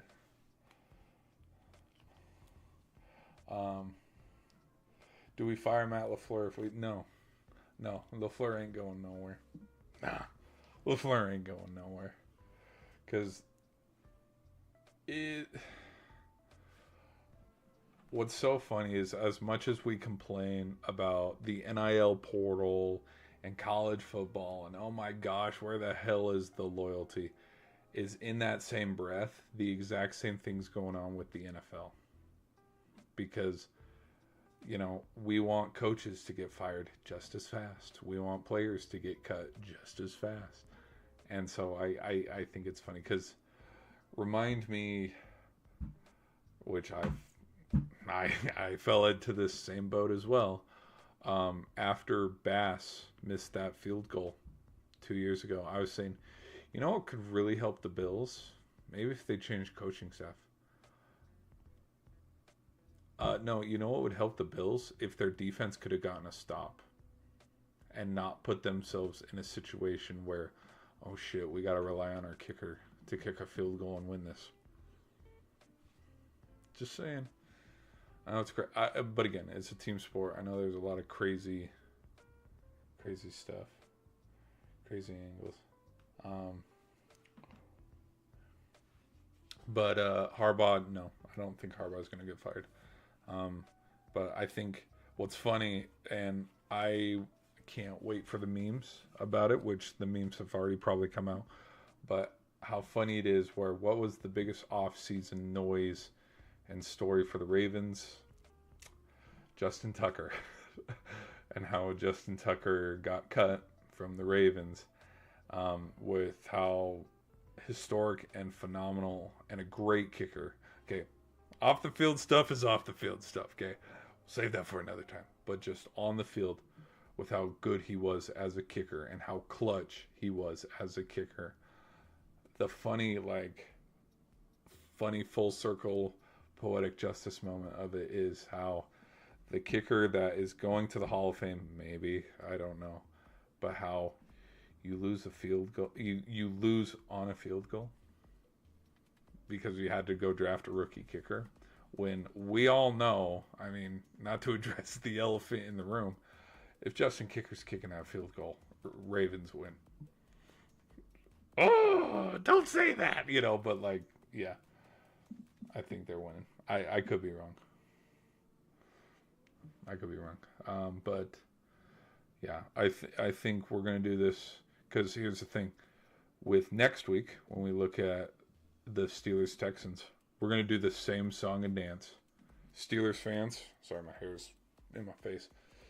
Steelers fan know this song and dance too well because they've been singing and dancing with it for the last 3 years. Hey, when are we firing Mike Tomlin? When are we going to fire Tomlin? We've been saying that for how long? And they haven't. So I think we'll, so I don't think he's going to get fired though. All right. So here we go. Let me see here. What else we got? Yeah, Matt LaFleur is not going to get fired. I can see reading is Seahawks are going all the way. No.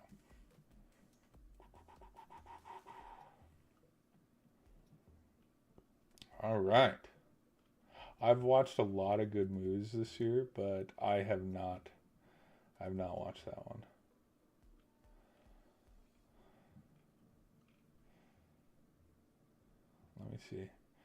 Let's see. We're still sitting at, oh my gosh, we're sitting at 95 votes, guys. We're sitting at 95 stinking votes.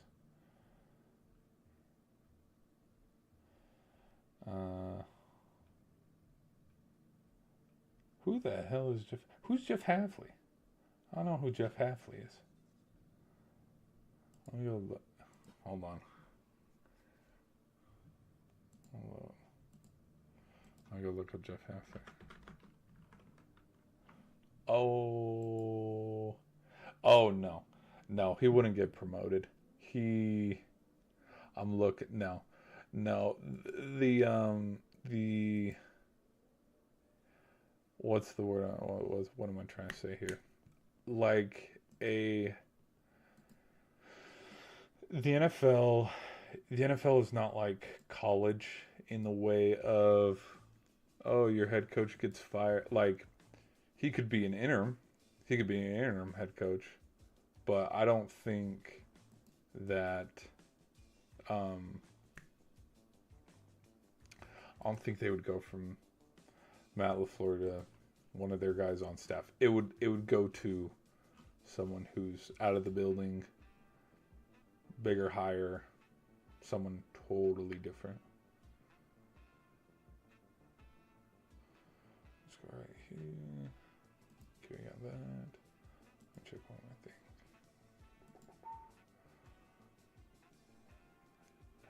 Dang, we doing good. We eating good. We eating good. Okay, let me check the chat over here. Okay, we're good on the chat over here.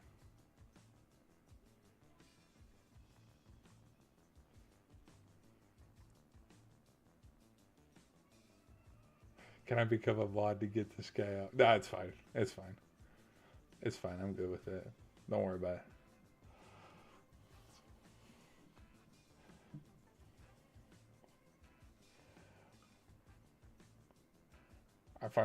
I actually find it funny, to be honest. To be honest.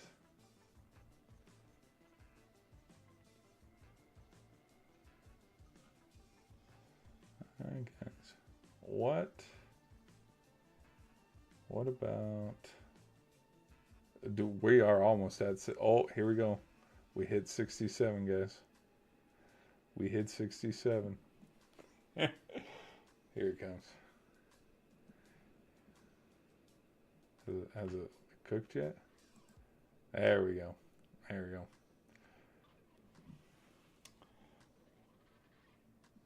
CMC will probably win Comeback Player of the Year.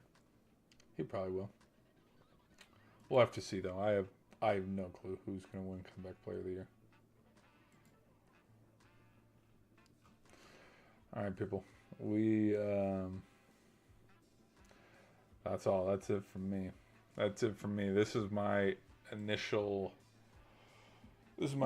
prediction, Super Bowl preview and prediction. We got in the stream. It's getting a little late. But for people on the shorts end, we're gonna do a hard out. But I thank you guys for being here. Thanks for hanging out. Thanks for all the likes. You guys did awesome.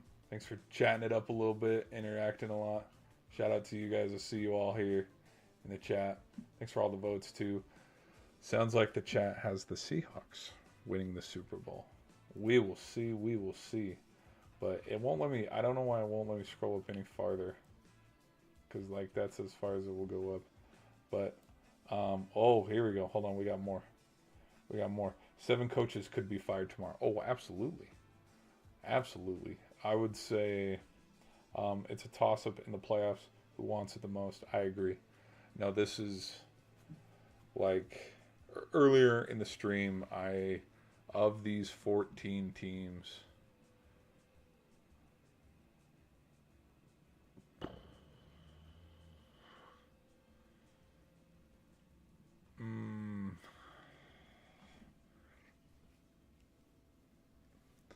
of the 14, because no. Okay, of the 14 teams, you could argue 10. 10 could probably win it all. But that's just me.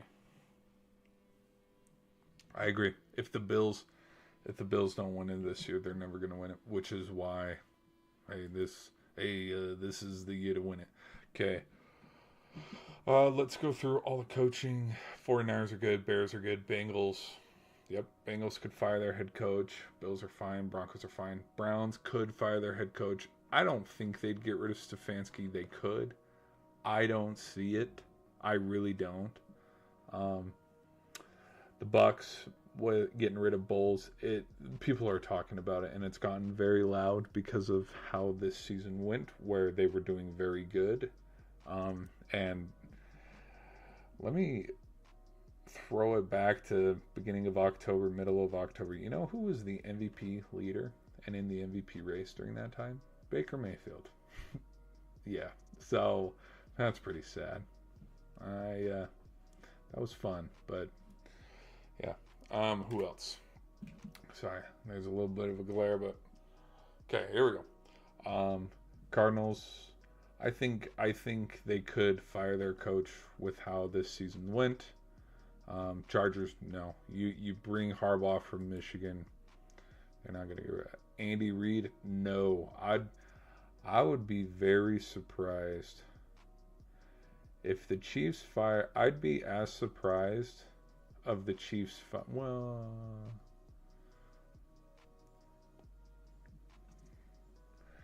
Chiefs with Reed or Harbaugh with the Ravens. Who would be more likely to get fired? Probably Harbaugh, but I'd be just as surprised. Colts are not firing their head coach. Cowboys, no.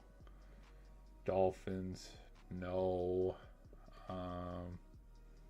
Eagle, actually, Dolphins, yes, yes, because I made a fun prediction about this earlier. I made a prediction about how McDaniels, who would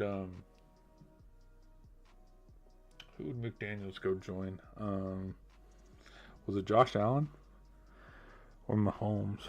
I made a joke. A joke earlier in the season after Tyreek got injured, and when I started streaming again, I made a joke about, because it was when the Dolphins firing him was very loud and everybody was talking about it, and I said, watch him get fired from Miami and then go play. It was the Eagles. It was the Eagles, because I said, watch him get fired from Miami, and then watch him go play second fiddle, and he gets to go he's not the dude as the head coach, but he gets to go help, kind of like how Saleh went from the Jets to the 49ers. But watch him go to the Eagles and then help the Eagles figure it out.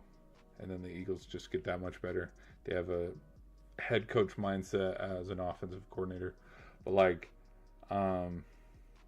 Eagles they're not going to get rid of their head coach.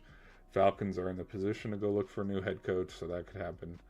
Giants already got rid of their head coach earlier in the year. Jags are not getting rid of Cohen.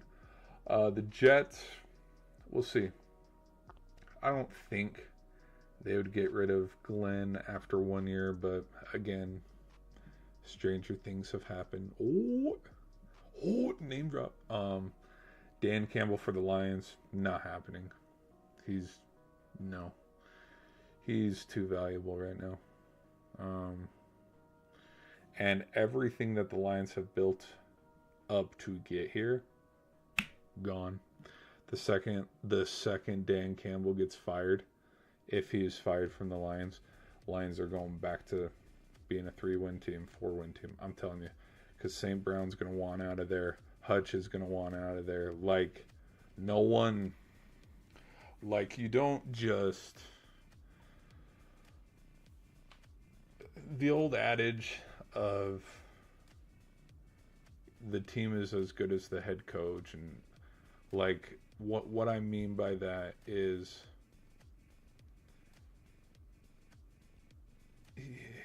it just, I don't know. There's parts of me that a lot of the key players and stuff for the Lions, I feel like would want their way out if he's not there, because he was a big reason why a lot of people were there in the first place.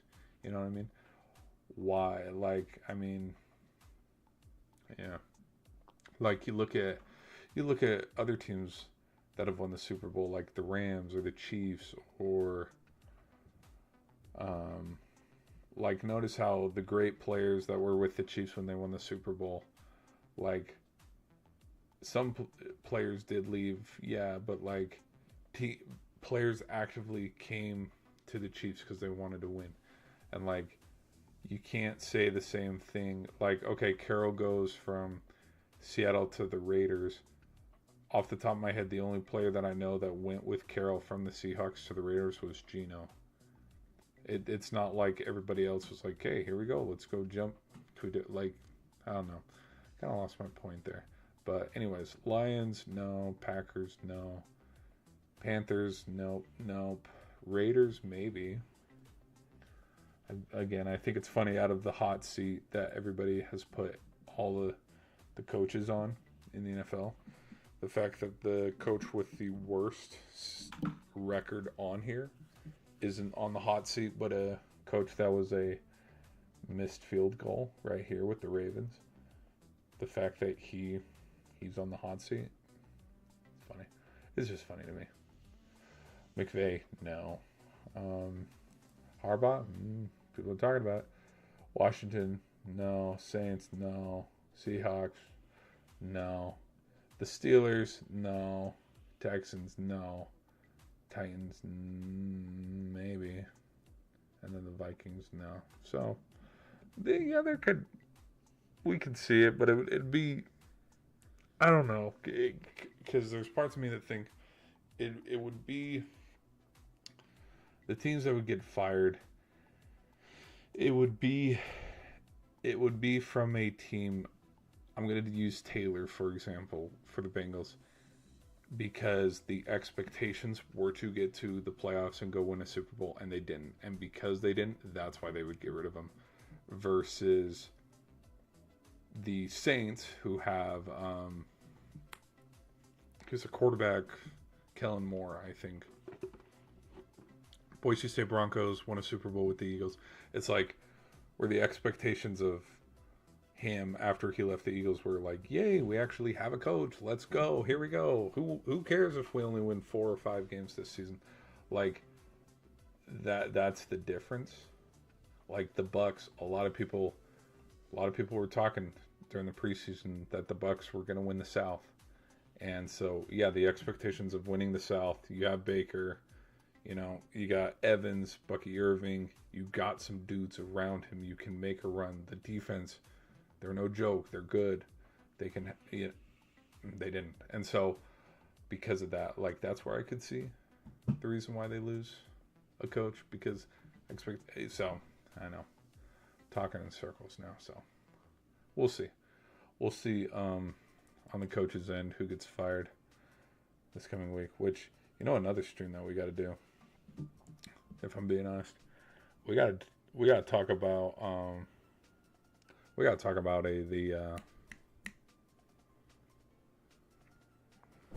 transfer portal. We got to talk about the transfer portal, but we'll probably do that in another stream.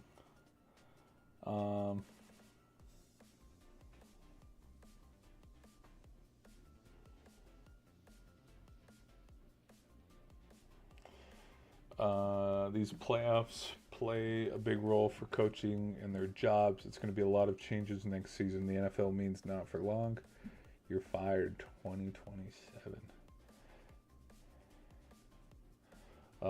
If Hill never leaves Chiefs, he's likely a 4-time. Oh yeah, no, I bet Tyreek Hill.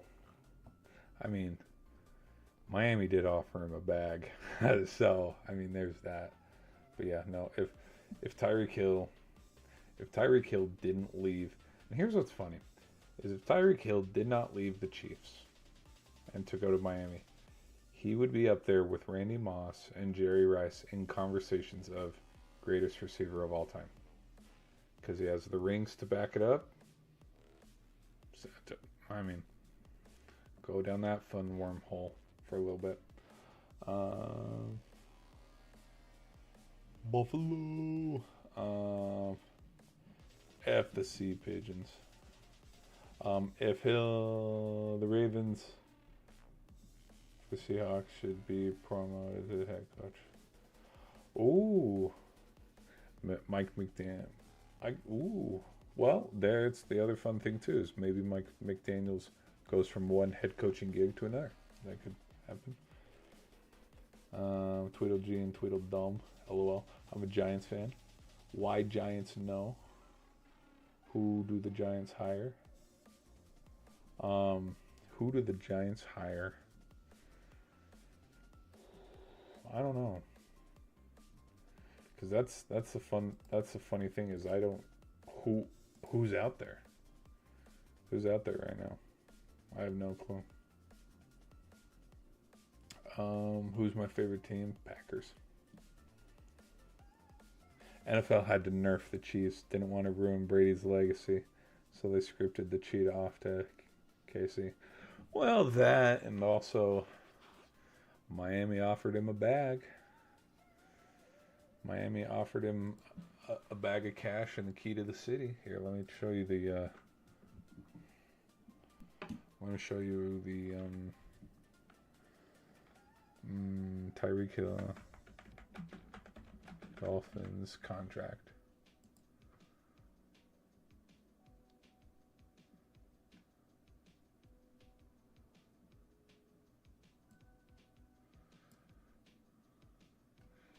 You try to say 90, 30, 106. This is also Florida, too. No income tax. You try to say no to $106 million. Go ahead. Go ahead. I think everybody's taking that deal. Well, because here's the funny thing. Let me. I see you, and I'll raise you one. I've made this prediction in a stream. I don't remember which one. I think Justin Jefferson gives the Vikings an ultimatum this offseason. And by the same logic, I wouldn't be surprised if Justin Jefferson is playing for Kansas City next year. You got Kelce retiring. Whoever the wide receiver core for the Chiefs is, it's not going to be the same next year. You send the house. You pay Jefferson whatever you want. Write a blank check. Get him out of Minnesota.